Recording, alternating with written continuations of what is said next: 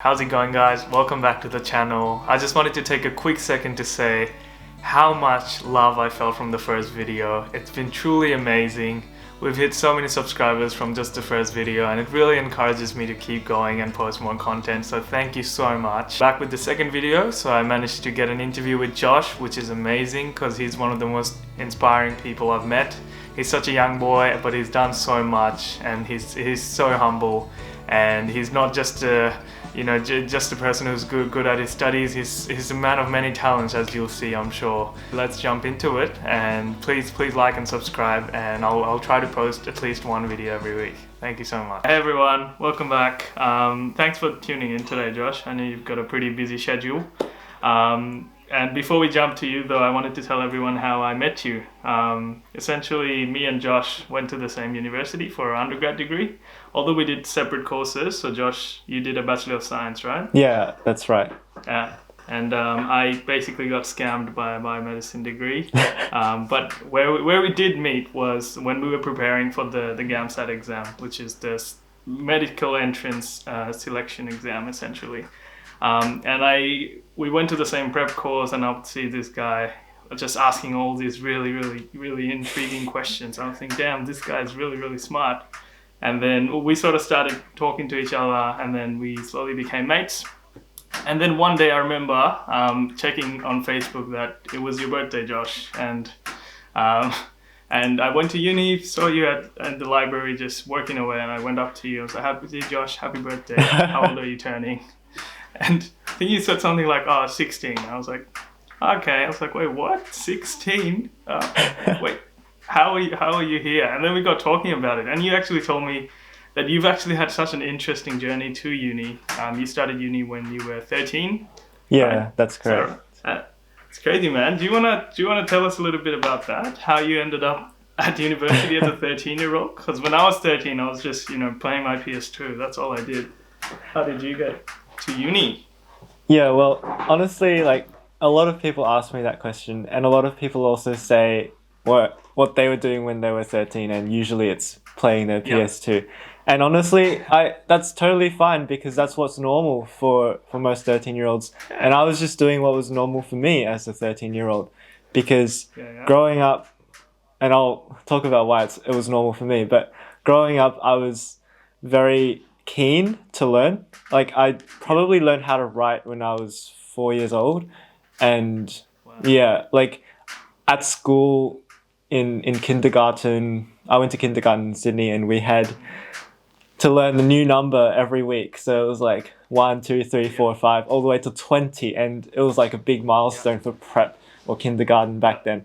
And we had to color in. I remember we had to color in apples, and there were 20 apples, and we had to color in 11 of them. Say it was week 11, we had to color in 11 because we were learning about all things 11.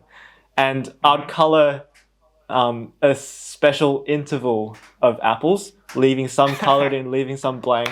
That all added up to 11, whereas the teacher expected all of us to color in the first row of 10 and then 1 on the second row. Yep. And I was really annoying to the teachers in that way.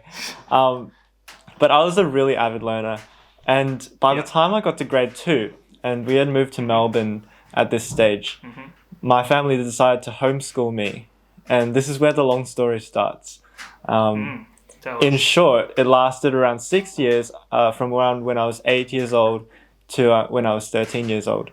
So during those 6 years I spent at home, my parents would order and ship books from, all over, curricula from all over the world, Singapore, United States, wherever, just to get books for me to learn. And I'd spend time online, notably on Khan Academy, learning whatever I wanted to learn. Obviously, we did. Is that a decision you made, or to homeschool? No, it was my parents' decision. Your parents, right? Yeah, it was my parents' decision. Too young. Yeah. Right. But yeah, I was free to learn whatever. Obviously, I had to do my math and English, but definitely the freedom of being schooled at home allowed me to take off in whatever I like to do more than the things I didn't like to do. So when people ask me what grade I was in, I would have to say, well, in math, I'm around grade 11. And this is when I was 10 years old. In math, I'm grade 11. In English, I'm around grade 8. And I love in that. science, I'm around grade 11 too. In fact, we I did think get you're such a enrolled at weirdo. I was such a weirdo. In fact, I did get enrolled at a what do you call it? Weekend coaching school kind of Yeah, place. right.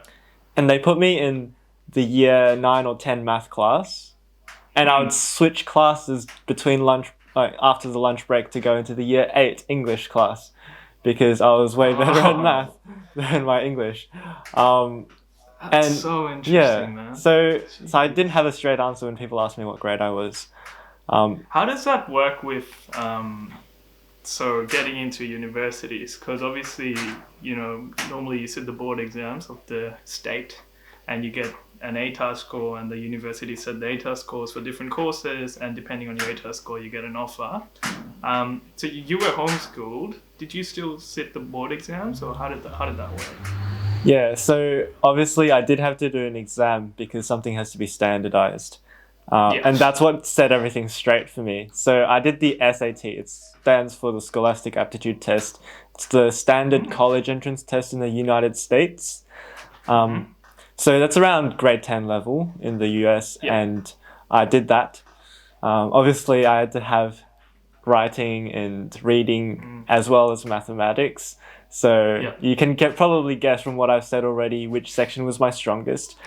But overall, I still did pretty well, above average. So yeah, I mean, Yeah. it wasn't anything outstanding like in the States. It would have, not that it would have gotten me into top spots into Harvard and Stanford and whatnot, but I had no Okay. intention of applying to the States. It was just a benchmark for the last 6 years of homeschooling, basically. Okay. So that test is basically like a way for them to standardize students who did get homeschooled. Right. Interesting. We don't. Oh, Not everyone who yeah. gets homeschooled does it. My Oh, parents just okay. searched it up as some kind of test that I guess I could sit in Australia without having to enroll at a school, because if I were to enroll at a school, it would take a whole year to do year 12. But if I did the SAT, it was a one-off test. Yeah. Okay, right.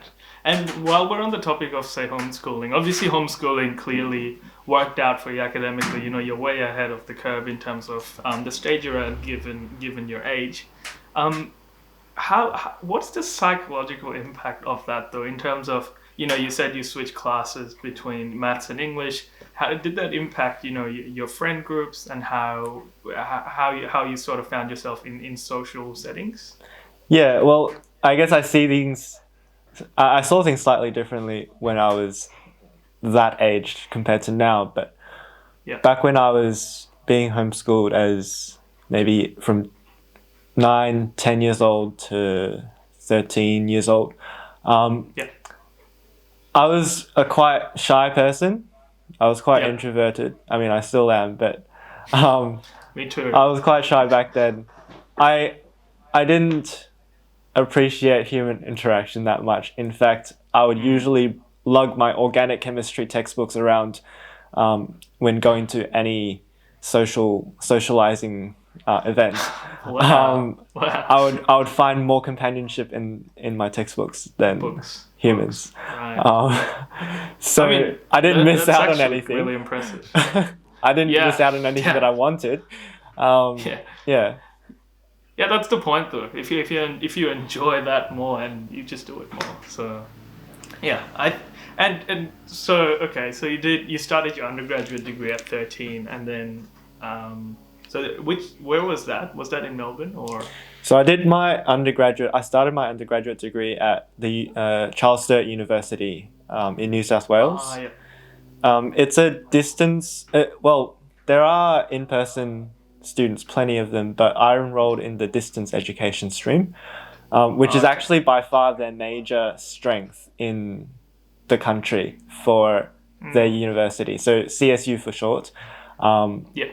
They're the largest distance education university in Australia. So that was really appealing because I could stay at home. I didn't have to go to uni all the time. Yeah. So I could be at I home mean- and do my courses and still be a kid. I mean, yeah, exactly. If you had to sort of move at 13, that would. I mean, I moved when I was like 18, and that was such a big move, like coming out of home. I can't imagine if you had to do that when you're 13. So yeah, that's really good. Mm. So Josh, you're currently in your second year of medical school, right? Yes, that's correct. So what has shaped your aspirations to apply to medical school? Yeah, so I guess that's also a classic medical school interview question. Yeah. And I know I formulated this answer around 2 years ago when I was trying to Yeah. apply for medical school, but let's just take the raw version here.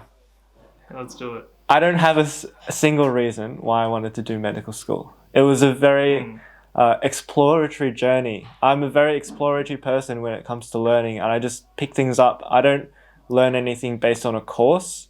I learn best when I just learn random things by seeing things work, seeing things happen. Yeah.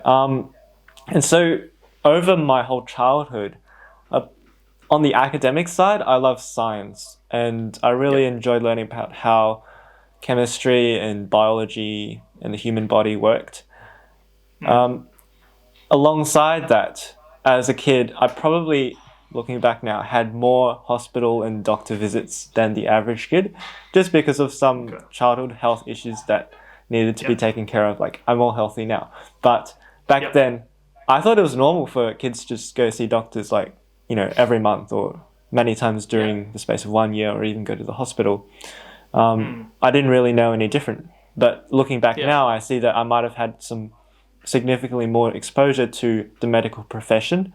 And that really shaped my aspirations, because I loved the doctors. Well, most doctors that I saw, they were so nice, and I wanted to be like them. And I loved to see them doing their job. So that was part of the reason why. And as I got a bit older, during the time of my undergraduate degree, I was probably still around 15 or 16. I went traveling. So I went to the Solomon Islands with a group of friends. And this was not an ordinary trip. Like, it wasn't a holiday or anything. We were going with friends who grew up there to visit like some remote villages. And I remember going by canoe over this vast piece of ocean, and it was just completely it was a wild trip. But like I saw how different it was to Australia, where I'd grown up all my life. And I guess it really opened my eyes, because not every place in the world is equal. And that got me thinking, because by that time I'd already taken up some thought into applying for medical school. And seeing this, it just made me think, okay, if these people have some health issue and they need to see the doctor, first of all, do they even have access to a doctor? And if there's a doctor, is there a medical clinic? And obviously there's a hospital in the capital city, but the place where I went to, which is actually fairly close to the capital city, was an 80-kilometer canoe trip across a region of ocean called the Iron Bottom Strait, because in World War II, bunches of ships from the US sank during storms there.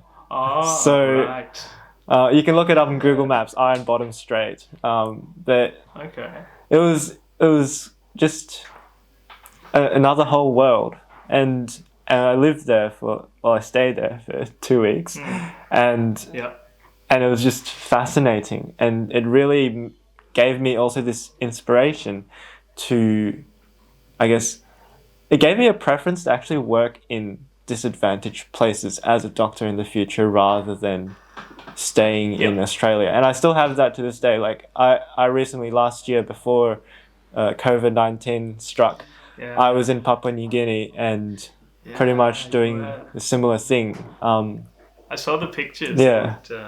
They look beautiful. Well, I'm not a fan of like taking pictures of me doing the health work and whatnot, because like I'm totally not for voluntourism, as the name goes. Like, I'm not going there for the photos and like, and I want to minimize the amount that it gets portrayed as that. But the landscape is very that's what nice. it's about, man. Those voluntourism, I feel like a lot of people just post so much about it, and it's like, oh, are you there just to post, or I don't know. Well, the thing is, there is a people, line. these volunteerist trips, I mean, I don't want to brand the name on it too much, but when people go overseas to other countries to do any type of volunteering, I guess it's worth thinking about what you're actually doing it for.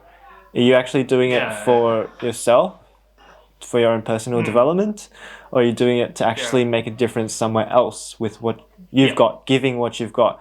And there's a difference because one side is giving and one side is taking. Correct. And exactly. I think you got to set that straight. Yeah, I feel like some people also do it, just to stand out in their medical applications. And there is really, it's kind of a little bit unethical. And I think if you've just done, one of those really expensive one-off trips, I feel like med schools can also see through that really easily. But hearing your story about your aspirations, it's really interesting. I feel like our childhood interactions with healthcare workers are so important. Like one of the main reasons I applied to medical school was because I would go to my mum's my mum's or any other family members doctor appointments, and I would see how the doctor would speak and how little things they would do would would sort of shape how we felt afterwards, right? And just that ability to impact and help out so many people, and it really gets ingrained early on in those interactions. And I think medical professionals should keep that in mind, because little things are actually shaping the future generation. Oops, that's my alarm. Okay, so now that was really good. The next thing is, Josh, you are a man of many talents, my friend. Med and academics is one thing.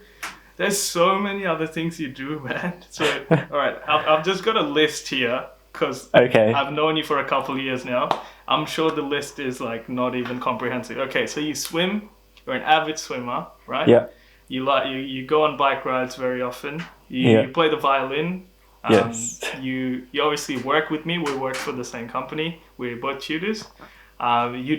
You're involved in research. I think you are actually involved in some research with COVID-19 as well. Yep. And most recently, you are a TikToker.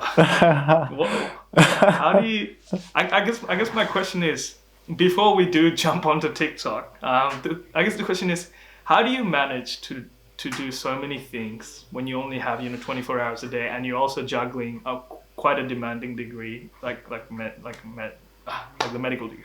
Okay, so the way I see it is that there are three parts of my life: academics and study, which was a continuous thread from undergraduate to medical school, and including homeschooling at the very start. The second part was music. So I had violin lessons, piano lessons, music lessons, and whatnot. I also played in an orchestra. And then I had the swimming side of things. Now let me get this straight. My academics has been running through the whole timeline of my life. I did music from when I was around 7, and I stopped taking lessons when I was 14 or 15. Okay. Probably 14, yeah. I stopped taking piano lessons when I was 14 after I finished a grade 8 exam. And I started focusing on violin. And after that, I did orchestra participations and whatnot. That was really good. And I did 1 year of that, and I stopped violin and orchestra the year I did the medical admissions test, which was my final year of undergraduate degree. So I had the first part of the year up to the test, which was in March of 2018, doing nothing but keeping up with my uni courses and studying for the admissions test. After March, I started swimming.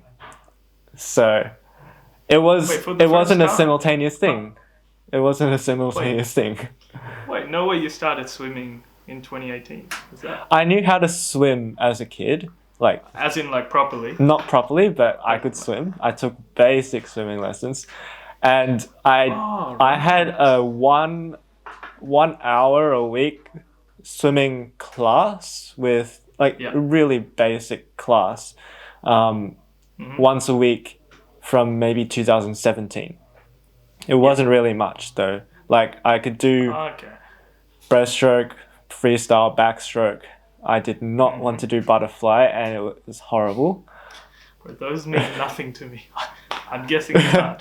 the 4 different strokes of swimming, competitive swimming. But yeah, after I finished the medical admissions test, I thought, I reckon I did pretty well. And I guess I was kind of jumping the gun a bit. But the week after I finished that test, I rang up the nearest competitive swimming club because I thought, well, I've got another 8 months till medical school starts, assuming I get in. And one thing that I haven't really been involved in throughout my childhood and growing up years is sport.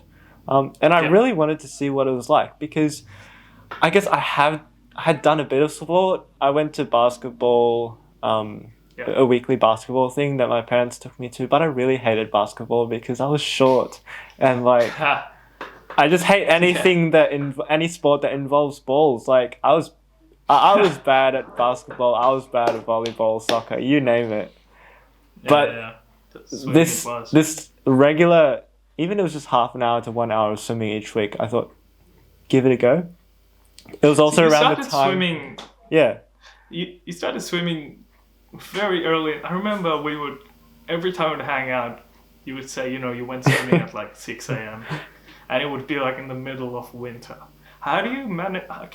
How do you put yourself through that? Is it just pure like love for swimming, or is it more like being disciplined and following a routine every day? Yeah, and this is something I only just took the time to fully reflect on and think about when it got taken away from me during this pandemic. I had a proper think about what makes me do this. And I guess now I see things as, yes, I have some kind of pure love for just swimming and feeling the water.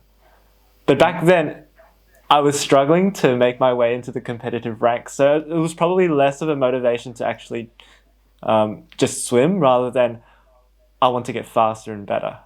And I wanted it so bad because I'd missed out on doing that when I was a kid because I guess I was studying whatever I wanted to, and that was great. But later on, as a teenager, it's like, well, you don't want to be a nerd, right? That's a reputation to have. That's sticking in front of a computer all day. That's not cool. I want to do some sport, like, I want to do exercise and be good and athletic physically. So I was pushing myself a lot, and I was motivated enough to push myself that hard. Just saying that, I want to get into some sort of sport as well because I've definitely put on a few kilos in quarantine, and it's maybe I think I'll start going on runs.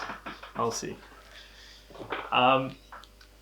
Should we okay, so swimming was something you picked up in 2018 because you wanted to get into some sort of physical, sort of sporty kind of thing alongside your studies. I'm also really interested in sort of your research because you're really into research, right? Yeah. So do you want to tell us a bit about first what you're doing? I know obviously you can't, any research project that's happening, you can't reveal too much, but can you give us a brief trailer of your COVID-19 research you're taking part in? Well, I'm working with the lab at the Doherty Institute, which is near the University of Melbourne, and we're looking at, I guess, COVID-19, the virus that's causing COVID-19, SARS-CoV-2. We're looking at the genome sequences and looking at how it's been evolving over time. So it's called phylogenetic. And we make phylogenetic trees and couple that with the dates of the timeline and what dates the government made some public health intervention or policies, and trying to see how that impacted the evolution of the virus and also the transmission of the virus. And are the samples you're using local or like from Australia? Are they brought in? We have access to samples globally, but currently we're using Victorian samples. I previously was working on some samples from Spain, but I guess we laid that aside because Victoria had the greater priority, us being located here. Yeah. Okay. So research has really been a part of your, like, even at the tail end of undergrad, you published papers as well, right? From your research project in the end of undergrad. There's one paper that's still being Yeah. written up after 2 years because Yeah. my supervisor, who was meant to be the first author, did move on to a different job. Okay. But Yeah. yeah, that was in malaria research. That's Well, bro, research. I don't know about research. My honors year was kind of interesting. I think it was a little bit too demanding, but I think I'm pretty keen to do some research later on. Obviously, we have to part of the MD degree, but even further down the line, I think I'll be keen to do a PhD. Is that something you're interested in, or?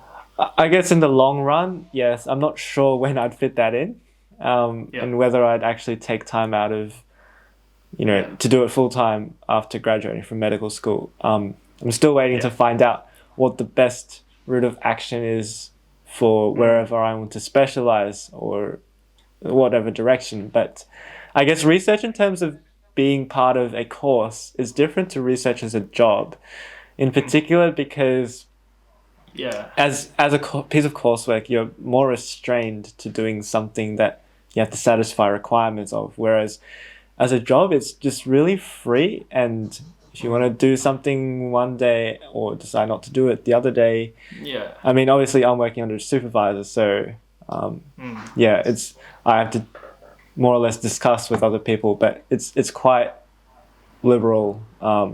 As long as you know where you're going, so you're not wasting time and precious whatever else you've got. How do you so just coming back to the managing time thing again, so do you use any like apps like Google Calendar or some other app to manage I your use time, Google or do you Calendar just sort a of lot. Yeah. So do you schedule like your just everything, or is it more like just your classes and research? Because some people go a bit too far and they schedule things like lunch and dinner. Well, which one are you? I get a schedule from my hospital for my placement classes, so they get synced to my Google Calendar, and I schedule any jobs or tutoring that I have. Any other significant commitments like swimming, I also pop that on my schedule. Travel time, meals, that's all the blank spaces, and I don't really care. Whatever's blank is blank, so I'll just do whatever I can do to fit in. Yeah. Yeah, I think it's kind of weird to do. Schedule like. I'm not obsessed with my schedule. Yeah. Yeah. Now where is the TikTok time of the day? So talking about TikTok, man, it's crazy. So you went on TikTok, like how long have you been on TikTok? Like a month, or probably 2 months. 2 months, right? Yeah, 2 months. How did you go from just downloading TikTok with 0 followers to now having, how much do you have now? Like over 110,000 followers? I think last time I checked it was 118.4K. How does that happen? Can you run us through how? Because also that didn't happen over 2 months. Like you just had a splurge of followers come in recently, right? Yeah, totally. I'm gonna put some of your TikToks on the screen so people can see.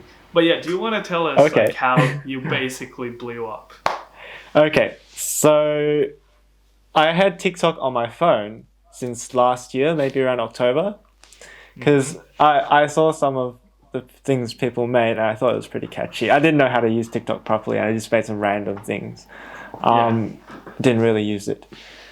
It was around, April this year, getting bored in quarantine, and because placement was cancelled, we didn't really have much to do until they started setting up Zoom classes, which were basically tutorials. And so I decided to have a look at what was going on. I thought it was pretty interesting. Thought I might make some things for fun. So yeah, that's what I did. And I thought, okay, what am I doing this for? I'm just wasting time. Like, I'm on here, I might as well just make it good, right?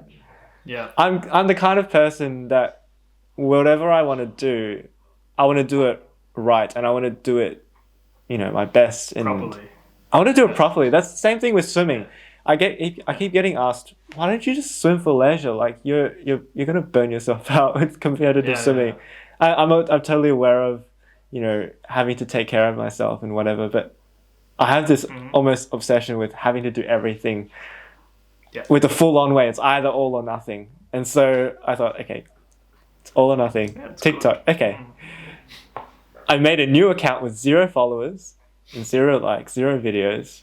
And I told none of my friends that I made this account. Yeah, nice. And I started making some random videos that were basically all about this Asian boy stuck at home during quarantine in Australia and making racist jokes about himself because he didn't know else what to do about his free time. Classic. And that was okay.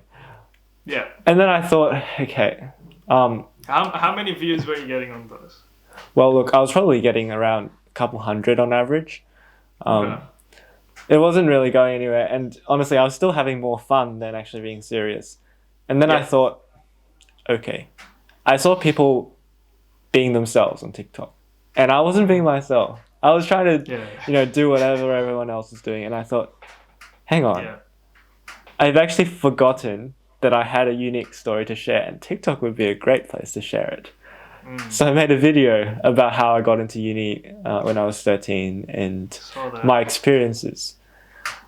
However, a lot of people on TikTok do things like this to catch people's attention for, I guess, clout or just getting heaps of attention without any real sincere motive. And so I wanted to clear it up because I didn't want to be flexing on them that I went to uni at this young age and I was better than everyone. Yeah. So it actually turned into a little bit of an emotional spiel about the social issues that I had. And I know I said I lugged around my textbooks, but still, being a shy person, I did miss out on a lot of social interaction.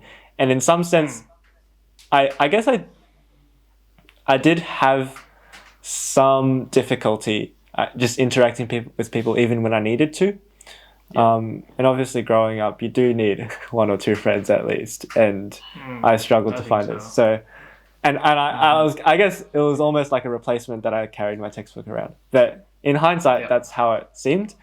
As I talked about this, I made a minute-long TikTok video as well as a 15-minute short one, and I posted them at a random time. And then when I turned around again, it was like, okay, this is getting quite a few views. It went to like a couple thousand and kept on going up. Yeah. And by the evening, it was around maybe 100,000 views, and people started following me. And that was a big break. And I thought, okay, this is something different.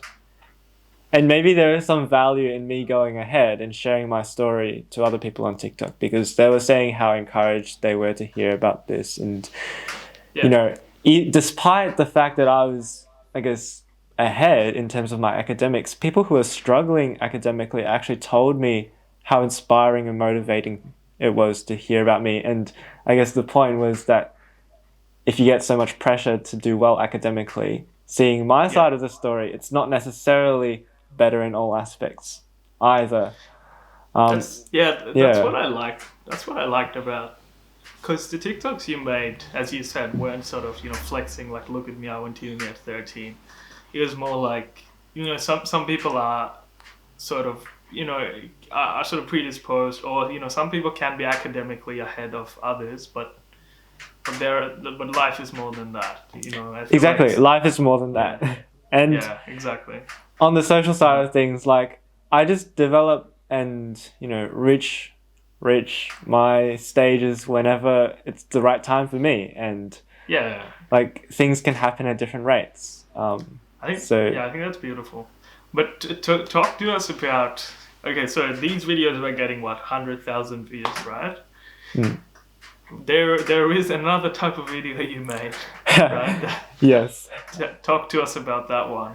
So I shared most of my story, and I was reaching that stage where I was like, okay, what else can I probably talk about? And people asking me like actual homework questions, and I thought maybe I should address some of these. They were asking you how, like, literally their homework, like messaging. Well, some people asked to pay me to do their exams, which I promptly denied or just ghosted them. Don't want to disclose. I'm not sorry. Collusion and plagiarism is not my thing, but place on camera. Yeah. Yeah. I still can't. I'm not sure why I arrived at the point of making an essay advice video. Like, English was my worst subject, as I said. Like, Yeah. I was behind in English. What actually made me study it and get it up to scratch, and now that my English is probably, like, I would say better than average, Yeah. was the medical admissions test, where we had to write 2 essays in 60 minutes, and I really pushed myself hard. I hated that. Because this was the only part of that exam which I could risk failing, even if I got 100% on the science section. So I was just really fearful of that. And yeah, it was good that I got that dealt with and leveled up.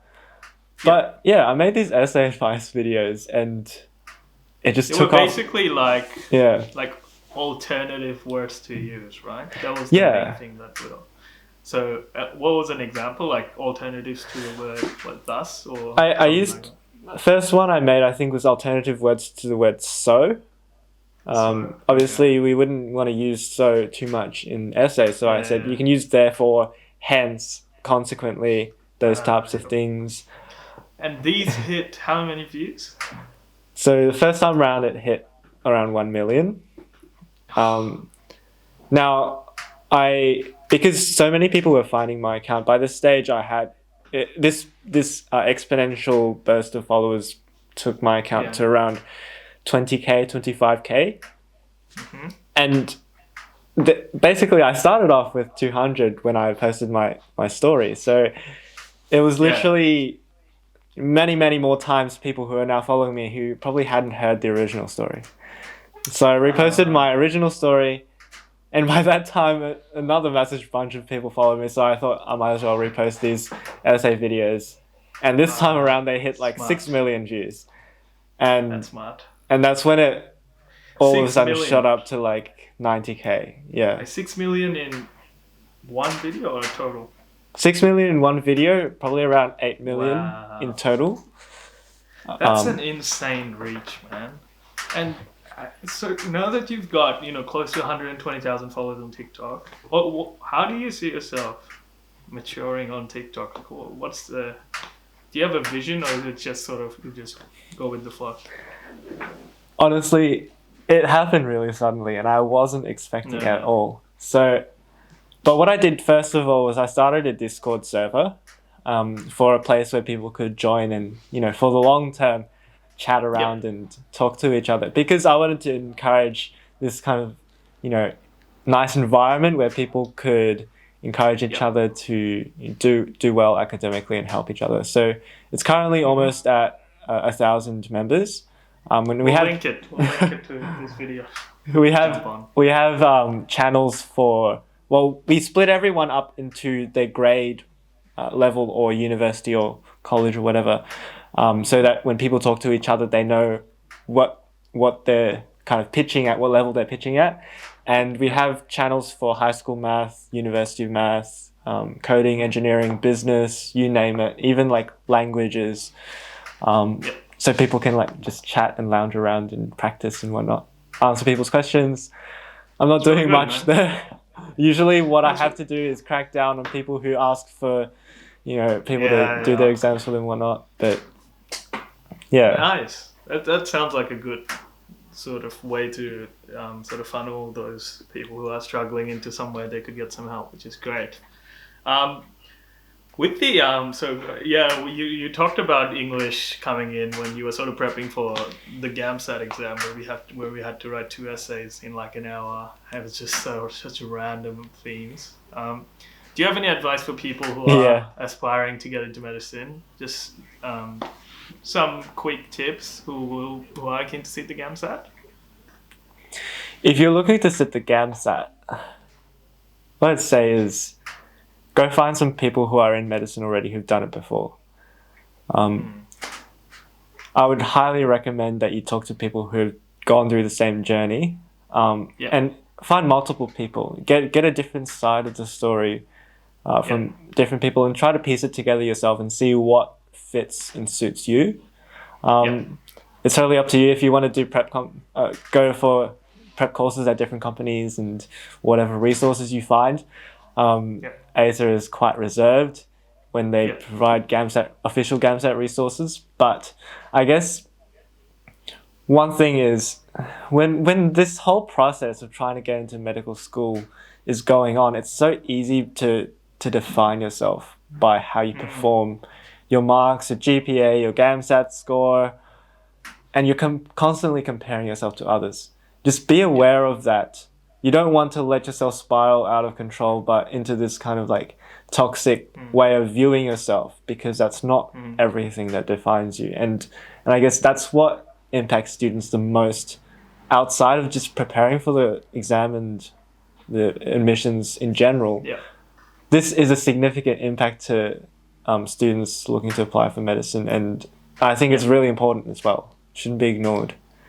Yeah, I think so. Like there's actually a huge mental burden because of stresses you put on yourself. You have your expectations. You know, you have expectations from your family. You've got expectations from friends, and you really have to sort of sometimes step back and think in the bigger picture. You know, it's just a test. Worst case, it doesn't happen. You can always sit it again. You know, it's not really a rat race. Because once you do get to medical school, you'll see there are people from all different ages, all different careers, and it's really, there is no sort of rat race. Like, you got to get in early so you can, you know, move up quickly. It's all about sort of enjoying the process and knowing that as long as you keep trying, your time will come. And yeah, it's you shouldn't really lock yourself down for it. So Josh, so now you are in your second year of medical school. Obviously now it's kind of weird with quarantine. So you were meant to be in the hospital now full time, right? Yeah, that's right. So what would have a typical day look for you? Maybe earlier in the year before you did start quarantine. So what's a typical day in the life for you? Here's a typical day in the life of Josh pre-COVID. Yeah, tell us. All right, it usually starts the night before when I pack my bags for my swim training, and I set my alarm for the grand time of 4:30 a.m. Nice. So my day starts with me waking up to the sound of my alarm. Very late. Just to make it clear, I hate getting up early, and I hate getting into a cold pool, but that's what I do in the morning every day at 5 a.m. because I know what it's worth. So I do that, finish training, get out of the pool at 7 a.m., dry myself off, get changed. Sometimes I change into my hospital clothes at the pool. Sometimes I remain in my swimming club clothes and actually go to the hospital where they have a shower there, and I shower and change there. But I do have to carry another change of professional clothes along with me in my bag, which is very big, by the way, my backpack. And I get to the hospital around 8:30, and we have all that classes, placement, whatnot during the day. Finish at maybe 4 and 5. Take the train home, and sometimes I might have tutoring to do at home. Sometimes might have some other things going on, but more or less it's dinner and bed. What time are you home again? I'm home at 6 maybe. 6 p.m.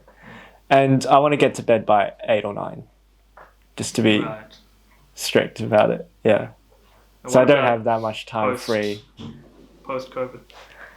Yeah, so post-COVID, it's been, swimming has resumed as of a month ago, so still those early mornings, but I guess I don't have that much of a structure during the day, so I have to try and, make each day a bit of variety. I've actually also started studying Japanese, and so I've picked that up, and I do that probably on alternating days most of the time.